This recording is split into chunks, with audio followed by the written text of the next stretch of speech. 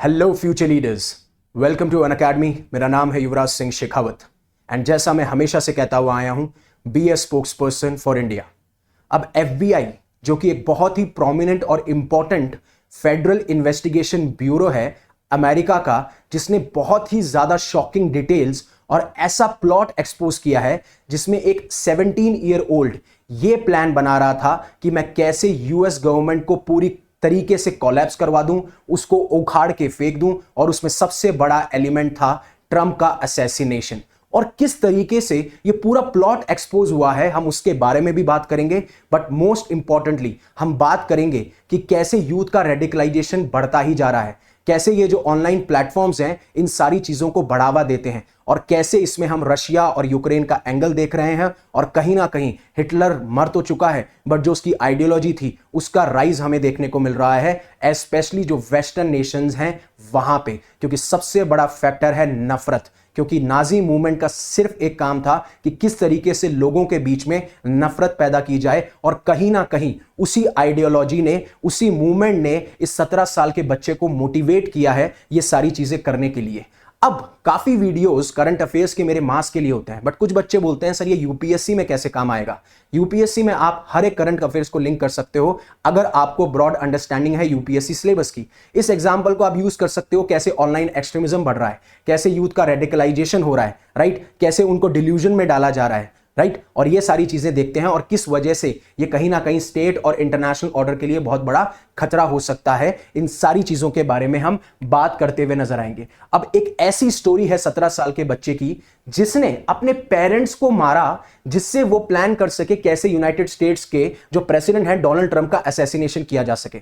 अब आप सभी को पता है कि जब यूनाइटेड स्टेट्स के प्रेसिडेंट डोनाल्ड ट्रंप उस टाइम पे जब कैंपेन चला रहे थे, इलेक्शन कैंपेन चल रहे थे, उन पे भी जो है 2 असैसिनेशन अटेम्प्ट्स के कोशिश की गई। और उस टाइम पे जो भी लोग रिस्पॉन्सिबल थे उनको पकड़ा गया, और या फिर जो भी स्नाइपर्स तैनात किए गए थे उनको मार गिराया गया था उसी टाइम पे। लेकिन अब ये इंडिविजुअल इतना मोटिवेटेड था, जिसने इतना बेहतरीन प्लान किया। आपको मैं बताऊंगा कि किस तरीके से FBI ने जो एफिडेविट सबमिट कराए हैं उनमें इतनी शॉकिंग डिटेल्स हैं जो आप सोच नहीं पाएंगे कि एक 17 साल का बच्चा प्लान भी कर सकता है क्या। हम बिल्कुल बेसिक से लेकर एडवांस तक जानेंगे और बताऊंगा कि कैसे इवेंट्स अनफोल्ड हुए हैं। तो जब मैं इस इंडिविजुअल का नाम बताता हूं तो इस इंडिविजुअल का नाम है निकिता कैसेप, जिसकी उम्र है 17 साल, और ये रहता है, इसका घर जो है वो है विस्कॉन्सिन, एक स्टेट है यूएसए के अंदर, वहां पे। अब ये एक हाई स्कूल स्टूडेंट है।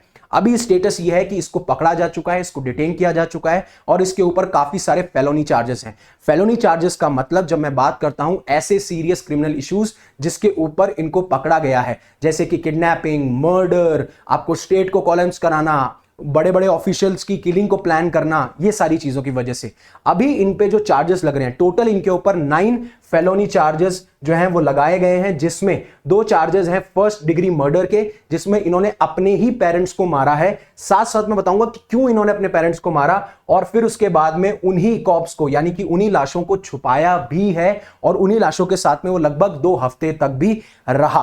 अब जो फेडरल लेवल के चार्जेस हैं वो चार्जेस अलग हैं। ये फेडरल लेवल के चार्जेस हैं जिसमें कि बताया जा रहा है कि कैसे वो एक साजिश कर रहे थे, कैसे वो रशिया के साथ मिलके, यानी कि रशियन इंडिविजुअल्स के साथ मिलके कैसे वो प्रेसिडेंट को असैसिनेट करना चाहते थे, कैसे जो ऐसे वेपन्स का इस्तेमाल करना चाहते थे जिसको हम वेपन्स ऑफ मास डिस्ट्रक्शन कहते हैं, उनके बारे में कैसे वो यूज के लिए पढ़ रहे थे, प्लान कर रहे थे। और अभी उनके ऊपर जो इन्वेस्टिगेशन चल रही है उसमें डोमेस्टिक टेररिज्म के रिलेटेड इंस्टेंसेस को भी देखा जा रहा है कि कैसे डोमेस्टिक लेवल पे भी ये टेररिज्म लेके आ रहे थे।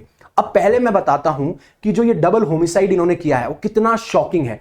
पहली चीज, जब न्यूयॉर्क टाइम्स के हिसाब से माने तो जब इन्वेस्टिगेशन चल रही थी तो उसमें पाया गया कि किस तरीके से इन्होंने अपनी मदर, जिनका नाम है तातियाना कैसेप, जिनकी उम्र 35 साल है, और उनके स्टेपफादर डोनाल्ड मेयर, जिनकी उम्र 51 साल है, उनकी लाश पाई गई। और ये लाश लगभग 2 हफ्ते तो थी, और 2 हफ्ते तक ये उनके साथ ही रह रहे थे। और ये जो इंसिडेंट है, इन्वेस्टिगेटर्स ने बताया कि ये फरवरी 11 को हुआ था, जब इन्होंने अपनी ही बंदूक से अपने पेरेंट्स को मार गिराया। और कहीं ना कहीं जो अपनी बॉडी, अपनी मम्मी की जो बॉडी है उनको ब्लैंकेट के अंदर छुपा दिया, और जो उनके फादर की बॉडी है वो कहीं ना कहीं फर्स्ट फ्लोर पे पाई गई, जहां पे आप हेड पे उनका पूरा का पूरा एक हेडशॉट टाइप एक इंसिडेंट देख सकते हो, कैसी इमेज देख सकते हो। उसके बाद में ये भाग जाते हैं, फरार हो जाते हैं, और लगभग 1 महीने तक ये फरार थे, जहां से पाया गया कि इनके पास में $14,000 कैश था, कुछ ऐसे इनके पास में पासपोर्ट थे और इनका प्लान था कि जैसे ही मैं एग्जीक्यूट करूंगा ट्रंप का असैसिनेशन, उसके बाद में मैं भाग जाऊंगा इस पासपोर्ट से। और हालांकि इनके पास में उनका खुद का फैमिली डॉग था, उसके पास में भी था। फिर इनको कैंसस में अरेस्ट कर लिया जाता है मार्च 2025 को, और लगभग ये 1 महीने से भाग रहे थे। अब इन्होंने अपने पेरेंट्स को क्यों मारा और क्यों इनको, पासपोर्ट का तो मैंने बता दिया, लेकिन पेरेंट्स को क्यों मारा और पेरेंट्स को मारना कैसे लिंक है यूनाइटेड स्टेट्स के असैसिनेशन से। और फिर उसके बाद में जो एफबीआई की रिपोर्ट है, एफबीआई की जो शॉकिंग रिपोर्ट निकल के आई है, उसमें क्या क्या डिटेल्स हैं और कैसे हिटलर, रशिया, यूक्रेन सारे के सारे इसमें इन्वॉल्व हैं, उसके बारे में मैं बात करता हुआ नजर आऊंगा। लेकिन उससे पहले अनअकैडमी आपके लिए लेके आया है कंप्लीटली फ्री किट, जिसमें आप प्रीलिम्स के पीवाई की जो टॉपिक वाइज हिंदी और इंग्लिश है वो आपको डिस्क्रिप्शन में लिंक मिल जाएगा, आप वहां से डाउनलोड कर सकते हो। अगर आप यूपीएससी की तैयारी कर रहे हो, शुरुआत कर रहे हो, तो हमारे पास में बिगनर्स किट है जिसमें यूपीएससी का syllabus, NCERT subjects, success journey and what not. And साथ साथ में आपके लिए हम लेके आए हैं अलग अलग बैचेस, जैसे इंग्लिश हो, हिंदी मीडियम हो, सारे बैचेस हैं जिसमें कि आप फ्लैट 60% ऑफ पा सकते हैं। यहां पे आप मेरा कोड यूज कर सकते हैं, दैट इज YUVI50, जिससे कि आपको मैक्सिमम डिस्काउंट मिल जाएगा। अगर आपको कोई भी प्रॉब्लम होती है तो आप कमेंट सेक्शन में मुझे बता सकते हैं। अब यूएस टीम के ऊपर ये एलिगेशंस लगे कि कहीं ना कहीं ये पेरेंट्स को इसलिए मारा जिससे कि इनको आजादी मिले कोई भी एक्शन करने की अपने लाइफ में। साथ साथ में मारने के बाद में जो भी इनका पेरेंट्स का पैसा था, उस पैसे को एक तरीके से फंडिंग के तौर पे यूज करके ये प्लान कर सके असैसिनेशन अटेम्प्ट ट्रंप का, और उसके बाद में ये भाग सके यूएसए से। ये सारा का सारा प्लान था जिस वजह से इन्होंने अपने पेरेंट्स को मार गिराया। अब जो वहां के काउंटी शेरिफ के ऑफिस हैं, उन्होंने पास में ऐसे ऐसे डॉक्यूमेंट्स मिले हैं जो कि ज्यादा डिस्टर्बिंग है, बहुत ज्यादा शॉकिंग है। एक चीज आपको बताऊं, जो ये कैसेप्स हैं, उनके फोन को जब खंगाला गया, सर्च किया गया, तो पता चला कि उन्होंने एक ऐसा ग्रुप ज्वाइन कर रखा था, ऐसे इंडिविजुअल्स थे जो कि नियो नाजी मूवमेंट यानी कि नियो नाजी आइडियोलॉजी को प्रमोट करते हैं, और उस ग्रुप का नाम था द ऑर्डर ऑफ 9 एंजल्स। अब आपको इसमें थोड़ा सा समझना पड़ेगा, क्योंकि मेरे पुराने व्यूअर्स, नए व्यूअर्स या जो भी हैं, उनको समझना पड़ेगा, क्योंकि काफी लोग तैयारी नहीं करते हैं तो उन्हें चीजें पता नहीं होती हैं। जब मैं नाजी मूवमेंट की बात करता हूं तो ये नाजी मूवमेंट जो है जर्मनी में राइज किया गया था, इसका 1920 से 1945 के बीच में, और इसको लीड कर रहे थे एडोल्फ हिटलर। अब इस मूवमेंट की, इस आइडियोलॉजी की खास बातें यह थी कि आपको नफरत फैलानी है, स्पेशली जूस के खिलाफ, जिसे हम एंटीसेमिटिज्म कहते हैं। यानी कि एंटीसेमिटिज्म ऐसा आइडियोलॉजी है जिसमें कि आप नफरत फैलाते हो, आपके अंदर नफरत है जूस के खिलाफ, आपको हेट्रेड फैलानी है, आपको एक्सट्रीमिज्म फैलाना है, और आप ये मानते हो कि हमारी रेस जो है वो सबसे ज्यादा सुपीरियर है, सबसे ज्यादा ऊपर है। और यही नाजीज बिलीव करते थे जर्मनी के अंदर। वो कहते थे कि हम जो जर्मन्स हैं, हम जो आर्यंस हैं, वो सुपीरियर रेस हैं, और हमारे नीचे जितनी भी रेस हैं उनको कोई रहने का हक नहीं है, उनको एलिमिनेट कर दिया जाना चाहिए। जिसकी वजह से हमें वर्ल्ड वॉर 2 देखने को मिली, जिसकी वजह से हमें होलोकॉस्ट देखने को मिला, जिसमें लगभग 6 मिलियन ज्यूस को सिस्टमैटिकली मारा गया। अब अगर इसका राइज दोबारा से हो रहा है, उसी आइडियोलॉजी का राइज हो रहा है, वैसे ही ऐसे विचारों का राइज हो रहा है लोगों के अंदर, तो हम उसे नियो नाजी मूवमेंट कह रहे हैं। और ऐसे लोग जो उस आइडियोलॉजी से प्रेरित थे, वो ऐसे ग्रुप बनाते हुए नजर आते हैं। तो कैसेप के फोन को जब खंगाला गया तो पाया गया कि वो ऐसे group the order of 9 angels के साथ में थे, जहां पे ये आइडियोलॉजी को प्रमोट किया जाता है। और ये परफेक्ट एग्जांपल है किस तरीके से सोशल मीडिया प्लेटफॉर्म्स के थ्रू, ऑनलाइन मीडिया के थ्रू एक्सट्रीमिज्म फैलाया जा रहा है, एकदम एक्सट्रीम आइडियोलॉजीज फैलाई जा रही हैं। एक्सट्रीम आइडियोलॉजीज का मतलब है जब आप अपना, जो भी आपका मोटिव है, जो भी आपका एम है, उसको आप वायलेंस से जस्टिफाई करते हो। आप पीसफुल तरीकों से, डेमोक्रेटिक तरीकों से नहीं, आप वायलेंट जस्टिफिकेशन देते हो, या फिर वायलेंस मीन्स यूज करते हो, जिसमें किलिंग करते हो, मर्डर करते हो, क्या नाम है, किडनैपिंग करते हो, असैसिनेशन प्लान करते हो, डोमेस्टिक टेररिज्म करते हो, इंटरनेशनल टेररिज्म करते हो। ये सारे के सारी चीजें उसके अंदर आती हैं। और जब ऐसे यूथ इन एक्सट्रीम आइडियोलॉजी से प्रभावित होते हैं और ऐसे एक्शंस लेते हैं, तब हम कहते हैं कि यूथ रेडिकलाइजेशन हो रहा है। होपफुली आपको यह चीज समझ में आ गई होगी, क्योंकि आर्टिकल समझाना इंपॉर्टेंट नहीं है। इस एग्जांपल को आप ऐसे में यूज कर सकते हो, आप इसको अपने जीएस पेपर्स में यूज कर सकते हो, इंटरव्यू में यूज कर सकते हो, और मास ऑडियंस के लिए सिर्फ एक करंट अफेयर्स है। अब जब वहां से पाया जाता है उस डॉक्यूमेंट में कि उसका एक मैनिफेस्टो भी था कि मेरे ये एम है, उसमें सबसे पहला एम था कि किस तरीके से मैं एक स्ट्रैटेजी बनाऊंगा जिससे कि मैं प्रेसिडेंट ट्रंप को असैसिनेट कर सकूं। उसके अंदर ऐसे आइडियाज थे, ऐसी प्लानिंग थी कि कैसे मैं वाइस प्रेसिडेंट को भी मारूंगा। यानी कि जैसे ही मैंने प्रेसिडेंट और वाइस प्रेसिडेंट को मारा तो पूरा का पूरा यूएस गवर्नमेंट, पूरा का पूरा यूएस एडमिनिस्ट्रेशन कोलैप्स कर जाएगा, और पूरी जो यूएस गवर्नमेंट है उसको मैं उखाड़ फेंकूंगा। और यही जो सारे आइडियोलॉजीज हैं, यही जो सारे एक्शंस हैं, उसको वो जस्टिफाई करते हैं इस नियो नाजी आइडियोलॉजी से। ऐसे जो भी स्टेप्स लेते हुए नजर नजर आए हैं। और हालांकि इसने इतना प्रेरित किया कि उन्होंने अपने मम्मी पापा को भी नहीं छोड़ा, उनकी भी उन्होंने हत्या कर दी। ये सारी चीजें देखने को मिलते हैं। बाकी एविडेंसेस ये भी दिखा मिलते हैं कि उन्होंने एक ड्रोन खरीदा था और वो एक्सपेरिमेंट कर रहे थे कि कैसे ये ड्रोन को मैं सर्विलेंस के लिए यूज करूं, कैसे निगरानी के लिए यूज करूं, कैसे इस ड्रोन को एक्सप्लोजिव के लिए यूज किया जा सकता है। और हालांकि उन्होंने काफी कोशिशें की, अटेम्प्ट किए कि मैं कैसे एक्सप्लोजिव्स जो हैं उनको एक्वायर कर सकूं, अटेन कर सकूं। हालांकि उनके डिवाइसेस से यह भी पता चलता है, जैसे कि उनका फोन लिंक था ऐसे ग्रुप से भी जहां पे हमें नियो नाजी आइडियोलॉजी देखने को मिलती है। साथ साथ में उनके डिवाइसेस में देखा जा रहा था कि डिटेल्ड कम्युनिकेशन कर रहे हैं वो टेलीग्राम के ऊपर। इवन यहां तक जो भी सोशल मीडिया प्लेटफॉर्म्स है जैसे टिकटॉक है,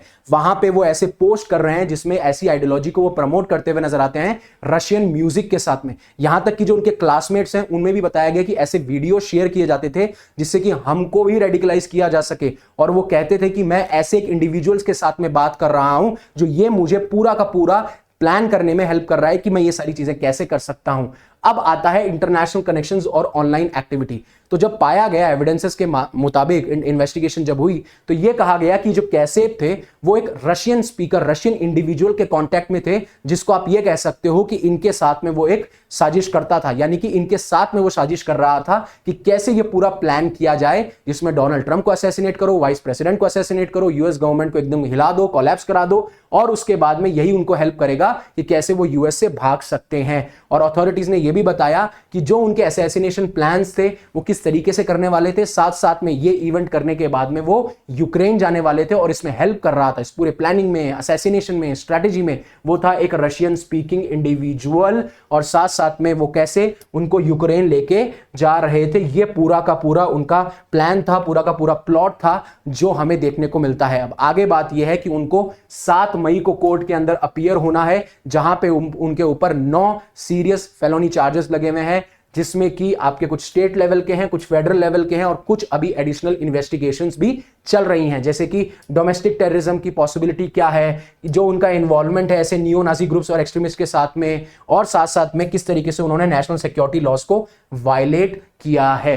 तो होपफुली आपको समझ में आया होगा कि कैसे इस टाइम पे पुराने मूवमेंट, पुरानी आइडियोलॉजीज, पुरानी विचारधाराएं वेस्टर्न नेशंस में, यानी वेस्टर्न नेशंस नहीं, हर जगह ही जो ऑनलाइन सोशल मीडिया है या फिर जिस तरीके से हम प्लेटफॉर्म्स यूज कर रहे हैं वो कैसे अपने पैर पसार रहे हैं और टारगेट किया जा रहा है एकदम ऐसे माइंड को जो कि अभी तक इतना पनपा भी नहीं है, इतना मैच्योर भी नहीं हुआ है। इसीलिए हमें बच्चे ज्यादा रेडिकलाइज होते हुए देखने को मिलते हैं। तो इस चीज पे हमें ध्यान देना चाहिए और कैसे ऑनलाइन रेडिकलाइजेशन, ऐसे एक्सट्रीमिस्ट व्यूज हमें देखने को मिल रहे हैं, जिसमें यहां तक कि बच्चा ये प्लान कर रहा है कि मैं अपने पेरेंट्स को मार दूंगा, उसके बाद में मैं ट्रंप को असैसिनेट कर दूंगा, वाइस प्रेसिडेंट को पूरा यूएस गवर्नमेंट कोलैप्स करा दूंगा। ये सारी चीजें बहुत खतरनाक हैं और हमें भी इस चीज से सीखना चाहिए, क्योंकि ऐसे एलिमेंट्स हैं जो ये चाहते हैं इंडिया के अंदर भी कि कैसे सरकारें गिराई जाएं, कैसे पीस जो है, जो स्टेबिलिटी है उसको पूरा का पूरा केओस मचा दिया जाए, कोलैप्स करा दिया जाए। तो ये बहुत ज्यादा इंपॉर्टेंट है, जहां पे मैंने आपको थोड़ा सा ब्रीफली बताया Nazi movement, neo Nazi movement, youth radicalisation